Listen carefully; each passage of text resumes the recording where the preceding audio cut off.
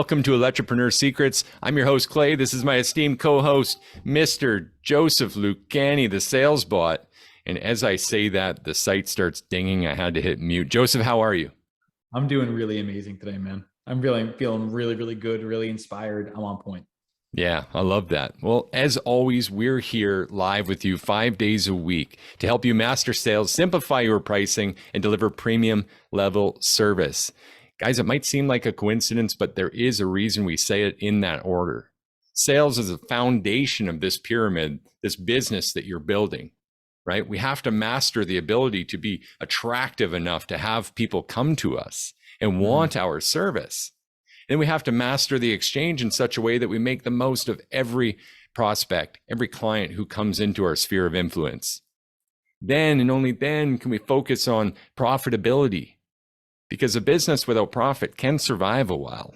A business without sales, without that exchange, is dead in the water, aren't they?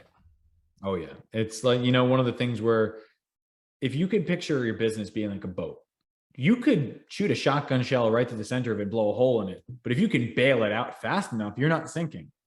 But the moment you stop bailing is the moment you start going down. The thing about sales is that it not only is the ability of bailing, but sales, as it builds profit, is also the board that seals the hole. So when you can start doing it, you're actually not only saving yourself, but you're also moving your company forward and putting it in a position to where I'm going to keep pushing this ashore and I'm going to get the water out, but I'm also having one hand sealing the hole. I love that. Great analogy. And I'm going to throw in here and just jump gears, shift gears a little bit. As if you don't know this yet and you're just listening to us on the podcast, that's the recorded version. You could actually join us live on Facebook in the Electripreneur Secrets, the Electricians podcast Facebook group. And we've got live conversations happening in there. And Brian, we asked Brian earlier, what are you working on? What's your biggest focus right now? And here's what Brian said. Sales is the biggest challenge right now. Trying to turn my technician brain over. Joseph, can you relate to that? Oh my God, yeah. Brian, I want you to know I feel for you because there's two different shifts that have to happen. Can I dig into that for a second? Please, yeah. Let's take a minute with it. So the thing about being in technician brain is a technician is meant to, as we believe, solve a problem, which is I'm going to find the short. I'm going to figure out what's tripping the breaker. I'm going to figure out how to get the lights back on. We're very logic oriented to I'm going to solve X. The problem with technician brain is that it's not meant to fix the problem. It's meant to repair the problem. When you get into a sales mentality, your goal is to fix the problem so it never happens again. So instead of saying, I'm going to cut the wall and I'm going to find out where that short is, the sales mindset is, I'm just going to redo this line. It doesn't make sense. It's already 45 years old. We don't know who the last person touched on it. There's obviously an open here. What's stopping there from being another one on the wall? I'm just going to redo it. So you don't want to just be a tech and you don't just want to be a salesperson. Being a sales technician is the sweet spot because you need to know your job in order to do it effectively. I love that. I love that. And earlier we were talking about sales being the dirty word. Of course, we all know reasons why it gets a bad rep, mostly car lot guys. Yeah. But again, as we addressed yesterday, talking about the 2 steps of financing and having 2 options, like that's a car lot mentality. That's a car lot strategy rather. And it is to serve clients at the highest level so that if you want to get into this car, we can help you. I just wanted to stand in there, take a stand for those car lot guys and say, it's not all bad, but like anything, a couple rotten apples spoil the well. Yeah. Strategy's good. Trying to get people in the car they want. Just like in the house, sales is a dirty word. Let's replace it with service for a minute. And just understand that serving at the highest level requires us to help with the quality of life that these clients are experiencing. And doing the right thing sometimes means raising your ticket. Most times it does. Go ahead. 100%. I'm sorry for interjecting. No, it's good. I figured that there'd be a good analogy that every electrician in the world can understand. Yeah. Right? Let's go. All right. Every one of us has seen a property management company, right? All of us have seen them. And usually it's not with a kind thought because we're thinking, oh, they're just trying to band-aid something, right? is that really good service? It can't possibly be, right? Because if they just band-aid it, it's going to keep coming back and keep coming back and keep coming back. But the person who's often doing that isn't doing it because they want to cobble something. They're usually doing it because they're uncomfortable with sales. They're uncomfortable with approaching a larger number and telling the customer, you know what? Yeah, you bought a home from 1912 and it's all aluminum cloth, knob and tube. You know what? Like, I can understand being uncomfortable and saying, you called me for a ceiling fan and now it's a $45,000 whole home renovation. I get it. But at the same time, are you truly serving someone at the highest level if you're being unwilling to tell them that? If No. you were running your own property management company, would you be the person who's saying, I'm just going to nickel and dime this until eventually I'm out of contract? Or are you going to be the person who's saying, you know what, I'm going to do the right job and we're going to tear up this parking lot and redo the lights because I need my people safe? Yeah, totally. Love it. Love it. Love it. No argument from me, sir. If you guys disagree, let us know on the Facebook page. Go ahead if you're watching live, or the replay. Let us know if you're watching live. Go ahead, type live. If you're watching the replay at this point, let us know by typing replay. And if you're just listening to us, that was a great little start to the program. But we've also got a big elephant in the room today, actually. And it's knowing your enemy. And if that's not a curiosity headline, what is? I don't know. How important is it to know your enemy? And why is that important? These are questions you might have. And as we said just before the live recording here, in just the live rather, we were addressing this as, doesn't knowing your enemy, knowing the antagonist in this story, knowing the conflict and addressing it, standing against something, that implies that we know what we're heading towards, doesn't it? It implies that we have a mission and a vision. What are your feelings on this, Joseph? I think it's absolutely essential to not only have a vision, but I'd like to go a little bit deeper into it as well. Let's do it. The reason being is that every one of us has this antagonist outside of us, right? Whether it's your boss or your competitor or a political party, it doesn't matter. We all have something that we naturally stand against. But I want to go a little bit further with it and say, what in yourself is posing an actual antagonist to your success? What is it about you that is holding you back from achieving a higher level? And are you even mentally or consciously aware of it? What are your thoughts on that, Clay?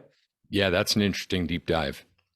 What I can tell you, and I'm sure everyone would agree listening or watching live right now, is that we do notice these people. There are people around us, maybe it's on social media, maybe it's in the news, but we're recognizing people who seem freed of this problem. And they're really able to come into themselves and just be unique and just be them and be confident in that. And it seems like, probably by no coincidence, at that moment, your following can really grow. You can really take off when you begin to embrace that. That makes sense? It does, because the thing is that no one wants to rally behind a guy sitting on the fence. You can't. It's like, when you think about it, who's the person who gets picked last? The person that you can't predict. It's like, if I know you're bad or I know you're good, that's clear in a box. But the person in the middle is the unknown. And people don't want to go to the unknown.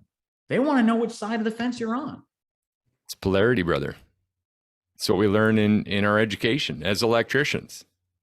There's positive and negative. What's your positive and what's your negative? It's a very interesting concept. And there's a lot of perspectives and angles on this. What I really want to address today is how it impacts your marketing, your positioning, where you sit. Because something people fail to recognize, I think, a lot of times, is even the PR potential. And if you look around, what does the news tell you? Nothing good. All the negative shit anymore. Right? It's always everything that people have or are realizing conflicts and what they stand against. The most polarizing stuff is the most attractive to those networks. Right? So why do they do that? Well, this is why. It increases viewership, because either for or against, people show up for a cause and they want to take a side. What's our cause? I mean, we do this. I can tell you exactly what we're standing for and what we're trying to achieve, right? We want an international group of elite premium service electricians that are united in having this credential, in being part of this group, in being an electricpreneur, and taking pride in having the very dignity that electricity itself gets. That level of respect. And in acknowledging that, who are we standing against? Realistically, we're standing against anyone that's in the way. But what I mean by that is, at the end of the day, we're just going to make sure that we only support the best people that we possibly can in every possible avenue that we can. Okay, but that wasn't standing against. Even you pivoted back to the positive there. Yeah, I'm a positive person, and I get it. The people that are with us in polarity are tired of being treated like the stupid trade. Yeah. They're tired of being treated like our tickets are lower, so we're not worth anything. Yeah, no, I get your point. We have the most education. I swear we have the smartest people. And for that reason, sometimes we can be socially inept, right? Go ahead, give me a 1 if you've ever felt that way in this trade. I know there's lots of us out there, right? Myself included. Ever feel like I just don't connect with people? That's not a deserving feeling. And I stand against that. I stand against every service company that's never developed a specific electrical training program like we have. Yeah. Why is it not in our language? The thing is, it really blows my mind, because I remember when I first started off, I remember I was desperately looking for an electrical trainer, like desperately looking for someone that we could rally to, someone that would say, you know what, you've done it before and you can do it. And really all I found was plumbers and HVAC technicians that said, hey, I could teach you how to sell capacitors. I could tell you how to sell a whole home surge protector. That should translate, right? And then I'm like, oh, okay, I'll take a process, I'll follow it, because there was nothing else. So it took 7 years to get to where I'm at now. But if we can fast track that for other people, for other electricians, they don't have to suffer the way that we did. Shouldn't it be enough that you can say, you don't have to cut your teeth anymore? We shouldn't have to prove that we're the redheaded stepchild. We know that we've been there. Why are we not asking for more? Agreed. 100%. So we know our stance, we know our vision, we're very clear on where we're going, and that makes it very easy to make this decision. To put yourself out there is really where this topic was derived from. One of our listeners, Ed, when we were going through his origin story and some of the stuff that he's going to put out there with his business as he works on his own website, etc. And what we realized, Edwin, I hope you don't mind me saying, brother, this is all good stuff, right? What we realize is it always comes to this moment of how much do I share? Do I put my conflicts out there for people to see? Doesn't that push people away? And the answer is yes. Go ahead. I was going to say, there's actually something, a real moment that I had that speaks directly to that. And one of the things where is, once again, I'm out being autistic, but I didn't know whether I should tell people in business, because there is this stereotype, and I didn't want people to look at me and say, oh, well, how do I know that he's going to be functional if he goes on a call? But I was like, you know what? Eventually I'm going to dig into it. And I'm going to say, I am a neurodivergent owned company. Yeah. And I owned it and I stood behind it. And I'm so glad that I did. And there were some people who didn't like it. But you know what? At the end of the day, I wasn't pretending to be something I wasn't. And the unaccepted reality is most entrepreneurs are neurodivergent in some little way, shape, or form. And for others, it's greater. But either way, there's gifts in that, right? It's interesting how neurodivergence has been considered a handicap at all, when really what I consider the handicap is convergent thinking. All roads lead to one answer, yes, no, 0, 1, binary, like that to me never floated. It doesn't work. Divergent thinking is the ability to see it in different ways and recognizing the patterns in different perspectives. And that's how entrepreneurs succeed. Being able to choose and say, okay, I've got 12 different roads I could go down here. Which one serves me best right now? Same concept of working with your competitor. You say, if everyone's thinking the exact same way, actually, you touched on it the other day that I think would be really good to add to. But if everyone's thinking the exact same way, they're likely marketing to the exact same client the exact same way. So if you are able to position yourself a little bit different, now it stops being us and them. It starts being, hey, I see all of my competitors are doing it this way. And if I am here, now I'm the lightning rod that people can rally to. Absolutely. I love that. Get grounded, right? That's huge. That's huge. So let's relate this back to the story piece. If we're about to tell our story and we're feeling like, oh, this could turn some people away, it's likely needs consideration. We're going to make sure we're not saying the wrong stuff, but it's likely that that means you're at a polarizing moment. And I'm telling you, and I'm sure we can agree, would you rather be neutral, attract a bit of everyone and really know no one? Or would you rather be polarized and know exactly who your clients are and exactly who they aren't? So you spend less time driving door to door, not making sales, obliterating your conversion rate, and more time embracing your community and standing strong for the challenges you face, the person you are, the neurodivergence you experience. And as an example, since we did your interview 1 week ago, let's just use that and just throw numbers out there. It's fine. But I know we had a certain number of people reach out to you and say, wow, I sure relate to that. And would you say you have a better bond and made new friends from that? It honestly was one of those moments that really brought a tear to my eye. And I don't mean to say that, in the wrong way, but it was really nerve-wracking to be on a live podcast. And I feel like every time I come out for the first time. And it was so wonderful because people were coming out and saying, Joe, I can relate with where you're coming from. I feel like that. I struggle with eye contact. I struggle with repetition. I struggle with being awkward. And then it was less of a me being different and more of a we are together and we can be different together. And then I can help guide people who are different. Because you know what? My goal isn't to make you guys me. My goal is to make everyone that I train better than me. That's what I want. Love that. Now, as an exercise, just to complete this, how many people reached out and said, I can't believe you said that. I can't follow you. No one. Nobody. No one. Granted, I was going to say, I'm pretty sure people don't like to bully the neurodivergent guy. You know what I mean? But either way, no one reached out and said no. If you put your story out there and it has an antagonist and you're taking a stand for something and it expresses your conflict in a way that builds to your positioning in your marketplace, that makes you different. People aren't going to reach out and get mad at you for being different. Not at this level. Most will just move the fuck on. Excuse my French, but they will. And that's perfect. One less phone call that's, I'm going to get other estimates just so you know. I'm not sure about you. I don't know if we really relate. Just let me know if you're my customer or not. Let's move forward. It's an exercise in qualification and absolutely a superpower. Oh, man. Oh, man. I was gonna say, I'm so passionate about this. I'm sorry. So here's the thing. As we use this for firepower, as we embrace ourselves and put it out there, we also gain attention. Suddenly you've got reasons, as we talked about PR earlier, you got reasons to go out in public and take a stand. What would happen then?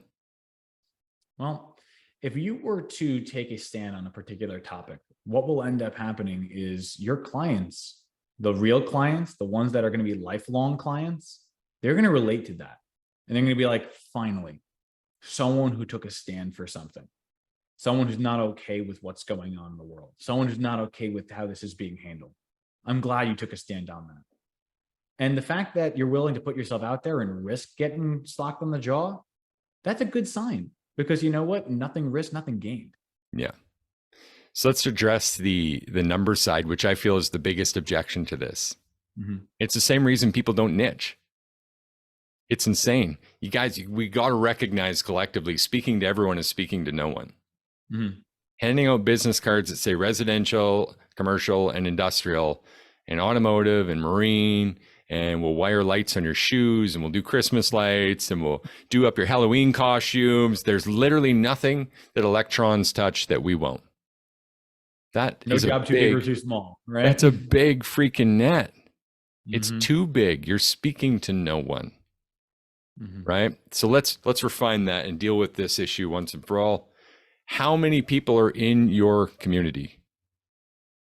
I wish I And could say. James, by the way, said something really important. I started a business to keep my mouth shut about local politics. Oh, sorry. Because I've been told since I started in business to keep my mouth shut about local politics. And James, this one's personal. I personally don't take stands on issues of religion, politics, anything that's super aggravating to people, right? I'm not necessarily saying go out and do that, but still your choice. There are people on both sides. If you want to do that, you can, and you can relate to people. But in business, I've always followed that as well. Okay, so the numbers, narrowing this down. How many people are in your demographic that you serve? I mean, we work with people that have 1 million and some that have 12,000. And Right? realistically, at the end of the day, it's where in your community are you? And do you know your demographic? Do you even know where you're trying to hit? Because once again, I like to use the darts analogy, right? Realistically, you could close your eyes, spin yourself around a couple of times and throw, and there is a chance that you could hit the right target, right? But wouldn't it be better if you can say, I'm looking for this type of client within this demographic, within this income bracket, who is looking for these services. I want my middle class, family owned people. Then you can take all your marketing goes towards them. All your sales goes towards them, all your designs, all your promotions. Now you're able to start hitting bullseyes on consistent basis because you know where you're trying to get to. Absolutely. No, I love that. Exactly. So it's okay because really, how many clients are you going to serve in a year? We have a number? I know actually we haven't come to this math yet. So we're looking up in our heads and doing the math. But on our 5 pillars value piece, really, we were talking about 14 leads generated every week for you in the $1.3 million van book. Consistently. Yeah. The benefit would come down to where qualified leads are an interesting thing. A call would come in and you would say, is this the right fit? It doesn't mean that they're the right person you're going to work with. And even when you go to a call, it doesn't mean they're going to get a presentation because the qualification consistently happens throughout the process. By the time you even get to the end, you're like, I know whether I'm going to give you a number or not. And if you're not the right fit, I'm not going to give you a number. Yeah, exactly.